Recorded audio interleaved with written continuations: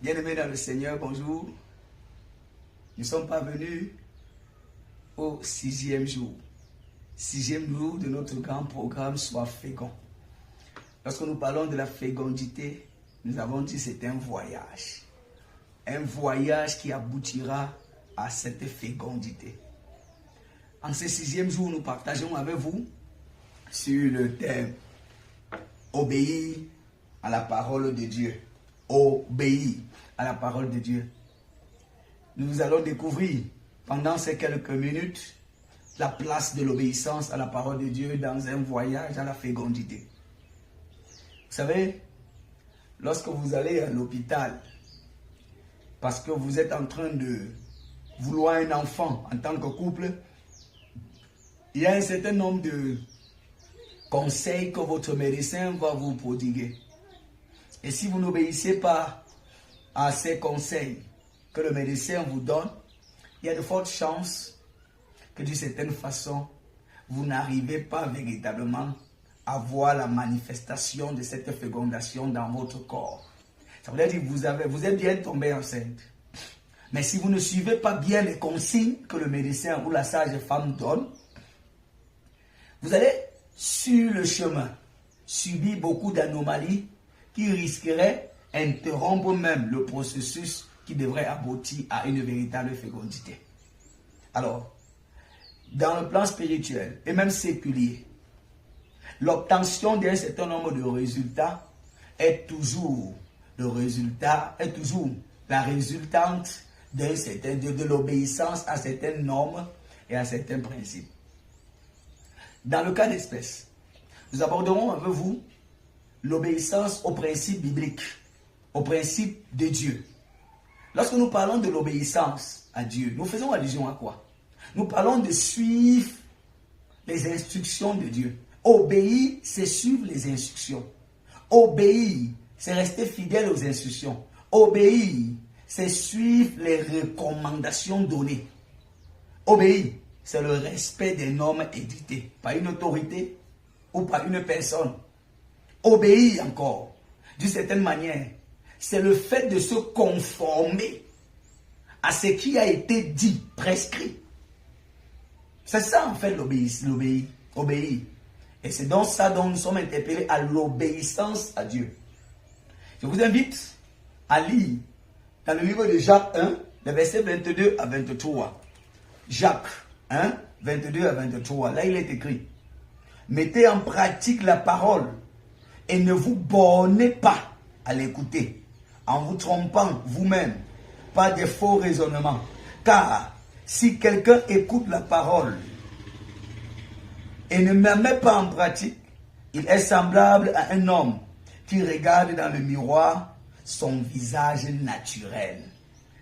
Il regarde dans son miroir son visage naturel. Verset 24. Et qui, après être regardé, s'en va et oublie aussitôt quel était son visage naturel. Donc, nous sommes dans un monde, dans une génération où les gens se bornent, se contentent à écouter la parole, à la lire, pour des multiples raisons. Certains lisent ou écoutent la parole pour d'une certaine façon se distraire. D'autres la lisent pour d'une certaine façon répliquer, répondre aux questions ou encore même confronter les chrétiens. Et c'est pourquoi la parole de Dieu n'a pas dans leur vie l'effet qu'elle était supposée avoir. La parole de Dieu a été faite pour être lue, mais pour être obéie, pas pour être lue et discutée. Vous savez, il y a des instructions avec lesquelles vous ne devez pas jouer, parce que ces instructions fondent vos vies. Et la parole de Dieu est tellement digne d'obéissance, de par son impact dans nos vies et les résultats de tous les jours. Alors, la parole dont nous venons de lire nous dit de ne pas nous borner à écouter la parole, de ne pas nous borner à remplir nos têtes de connaissances, mais de pratiquer ce que nous écoutons. Plusieurs se vantent d'avoir des têtes remplies de versets bibliques, d'avoir des expériences ou encore des backgrounds pleins de séminaires, de formations et d'avoir écouté plusieurs types d'enseignements. Mais comment expliquer que des mêmes personnes qui vous disent avoir écouté tellement d'enseignements, lu tellement de livres, lu la Bible à plusieurs reprises, quand vous regardez leur vie, ça ne ressemble pas à ce qu'ils disent avoir écouté. C'est parce qu'ils se bornent simplement à écouter la parole. Or, le texte nous dit, ne vous bornez pas à écouter, mais pratiquez. La parole de Dieu donc devient efficace dans votre vie à partir du moment où vous la mettez en pratique. Tant que vous ne mettez pas la parole de Dieu en pratique, ça ne servira à rien dans votre vie. Ça ne vous apportera rien. La connaissance n'est connaissance que lorsque vous commencez à la mettre en pratique. Regardez notre pays, le Cameroun. Dans les statistiques, je peux me tromper, ce n'est pas vérifié, mais on parle d'environ 70% de chrétiens. 70% de la religion chrétienne. Mais regardez donc, comment une nation qui possède en son sein environ 70% de chrétiens, de personnes qui disent croire à la parole, qui disent lire la Bible, mais qui d'une certaine façon vivent toujours dans toutes sortes de débauches, de mal, de corruption et vivent dans tout ce que nous voyons là. Combien de personnes traînent dans nos églises avec des grosses Bibles, occupent des gros postes, sont là en permanence depuis des années, mais continuent à être des mauvais maris, des mauvaises femmes, des mauvais employés, des mauvais patrons, des mauvais enfants, des mauvais amis, des mauvais collègues. Pourtant, ils sont à l'église depuis des années et écoutent la parole. De plus en plus, le monde dit que l'église gâte les familles, que l'église détruit les vies, simplement à cause des gens qui se bornent à écouter la parole, mais qui ne mettent pas en pratique. Nous sommes donc interpellés à sortir donc de cela, de cette situation, de ce contexte où nous sommes bornés à écouter la parole et à nous laisser tromper par des vains discours, des vaines philosophies. Nous écoutons la parole et nous voulons expliquer la parole avec nos sentiments. Vous écoutez plusieurs personnes qui vous diront, non, ce n'est pas ce que la Bible voulait dire. Écoutez, il faut que ça s'arrête. Nous devons comprendre que c'est à nous de nous aligner derrière la parole de Dieu et non à la parole de Dieu de nous aligner derrière nous. Même si nous soyons nombreux n'importe comment, la parole de Dieu ne changera jamais pour se conformer à nous. C'est à nous de nous conformer au principe de la parole de Dieu et jamais le contraire. Beaucoup de gens se trompent par ces vaines philosophies de toutes sortes. Et on dit non, on pense que nous allons développer nos propres méthodes pour satisfaire Dieu. Dieu a déjà établi des principes. Le texte de 1 Samuel, à son chapitre 15, les versets 18 à 20, dont nous allons lire tout à l'heure, nous dit clairement que l'obéissance vaut mieux que les sacrifices. Lisons cela, 1 Samuel 15, les versets 18 à 20. Là, il est écrit, l'Éternel t'avait fait partir en disant, va et dévoue par interdit ces pécheurs, les Amalécites, tu leur feras la guerre jusqu'à ce que tu les aies exterminés. Donc voilà l'instruction qui avait été donnée. Pourquoi n'as-tu pas écouté la voix de l'Éternel? Pourquoi t'es-tu jeté sur le butin et as-tu fait ce qui est mal aux yeux de l'Éternel? Saül répondit à Samuel, j'ai bien écouté la voix de l'Éternel. Oui, j'ai bien écouté. Il souligne bien que non, ce n'est pas l'écoute qui a été un problème. J'ai bien écouté la voix de l'Éternel. Et j'ai suivi le chemin par lequel m'envoyait l'Éternel. J'ai amené Agar, roi d'Amalek. Je l'ai dévoué par interdit. J'ai dévoué par interdit les Amalécites. Verset 21. Mais, le peuple a pris sur le butin des brebis, des bœufs, comme prémisse de ce qui devait être dévoué, afin de les sacrifier à l'Éternel, ton Dieu à Gilgal. Samuel dit, l'Éternel trouve-t-il plaisir dans les holocaustes et les sacrifices comme dans l'obéissance à la voix de l'Éternel? Voici, l'obéissance vaut mieux que les sacrifices et l'observation de sa parole vaut mieux que les graisses des béliers. Car la désobéissance est aussi coupable que la divination et la résistance ne l'est pas moins que l'idolâtrie et les téraphins. Puisque tu as rejeté la parole de l'Éternel, il te rejette aussi comme roi. Puisque tu as rejeté la parole de l'Éternel, il te rejette aussi comme roi. Voilà donc un roi, le roi Saül, qui va perdre sa royauté, qui va perdre son trône, parce qu'il a voulu se tromper par des vaines philosophies.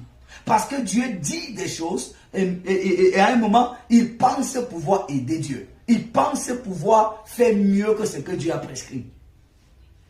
Combien de fois nous comportons-nous comme des Samuel? Combien de fois, combien de reprises nous nous sommes comportés comme des Saül autant pour moi? Comme des Saül, à vouloir faire autre chose que ce que Dieu nous a prescrit. Dieu lui a dit, va, dévoue tout par interdit. Ne sors avec rien. Mais il est donc allé, et lui et son peuple, ils ont estimé que comment est-ce qu'on va détruire même les gros animaux aussi. On peut prendre ça et on offre à Dieu comme sacrifice.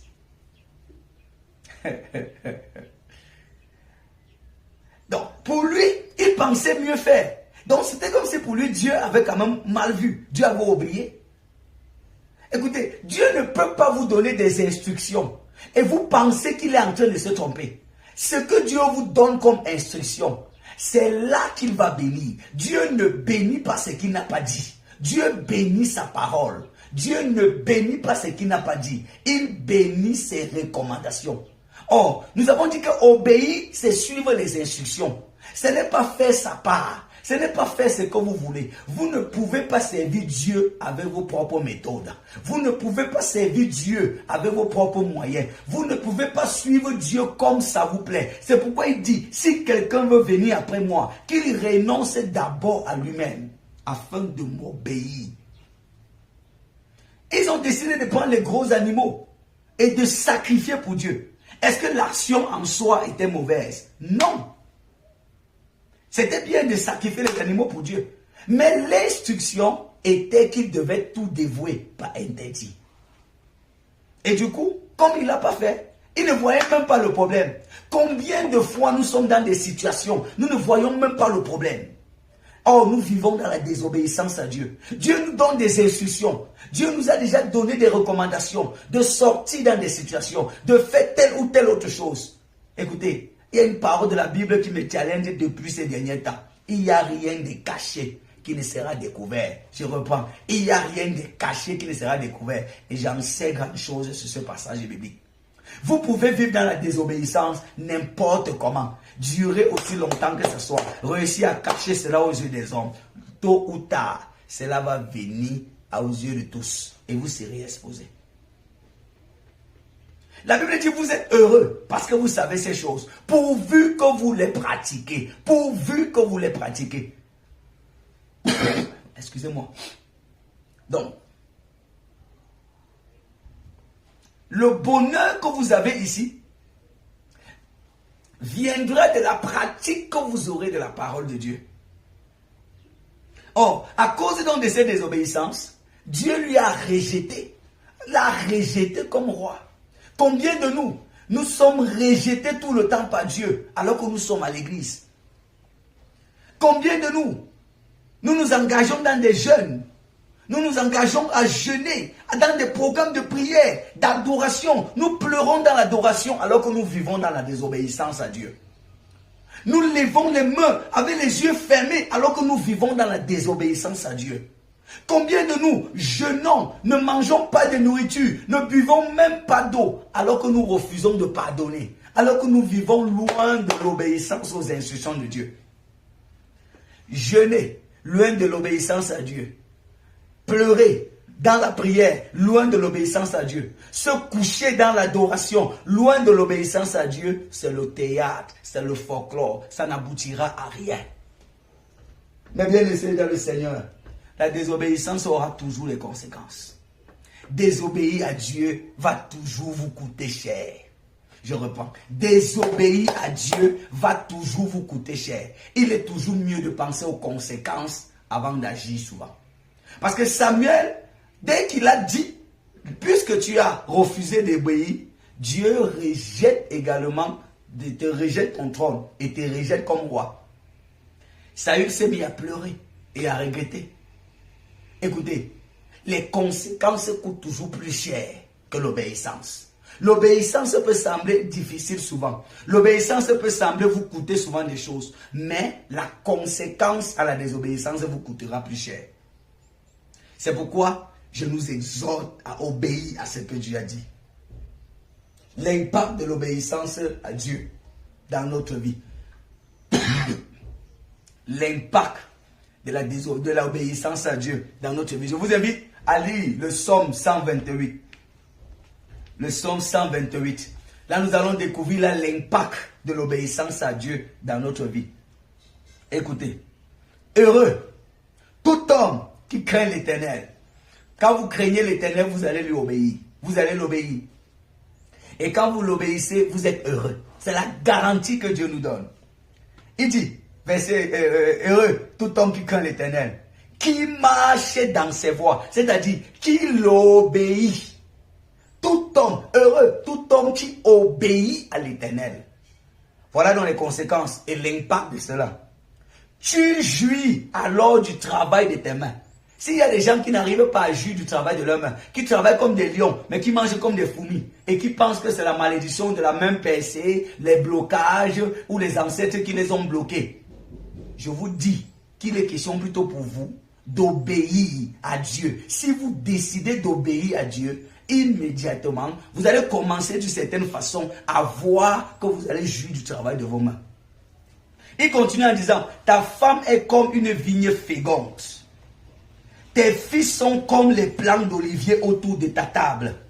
C'est ainsi qu'est béni l'homme qui craint l'Éternel. L'Éternel te bénira de Sion et tu verras le bonheur de Jérusalem tous les jours de ta vie. Tu verras les fils de tes fils. Que la paix soit sur Israël. Voilà dans le texte, mes bien-aimés dans le Seigneur, que Dieu nous donne. Il nous donne la garantie que si nous le craignons, si nous marchons dans ses voies, si nous marchons dans l'obéissance à sa parole et à ses instructions, nos femmes seront comme seront comme des vignes et nos enfants prospéreront et nous serons heureux. Il n'y a pas de bonheur en dehors de l'obéissance aux instructions de Dieu. Il n'y a pas de bonheur en dehors de l'obéissance à sa parole. Je vous invite donc, dans ce voyage vers la fécondité, à obéir aux instructions de Dieu. Quand vous écoutez les messages de Dieu, les prédications, les enseignements, quand vous lisez la parole de Dieu, ce n'est pas pour remplir vos têtes, mais c'est pour pratiquer ce que Dieu vous dit. Je parle à quelqu'un à qui Dieu a déjà donné des instructions, à qui Dieu a déjà dit de faire des choses. C'est l'obéissance qui attire le miracle. Tant que tu n'obéis pas, le miracle ne suivra pas. Aussi longtemps que tu resteras dans la désobéissance, il n'y aura pas fécondité dans ta vie. C'est l'obéissance qui apportera la fécondité dans ta vie. Je prie donc que pendant que vous obéissez à la parole de Dieu, aux instructions, et que vous sortez dans tout ce qu'il ne veut pas pour vous, que vous décidez de vous débarrasser de tout ce qui, d'une certaine façon, s'oppose à sa volonté, que le Seigneur vous visite, qu'il vous bénisse et qu'il vous ouvre les portes. Abonnez-vous, shalom et soyez bénis au nom de Jésus. Amen.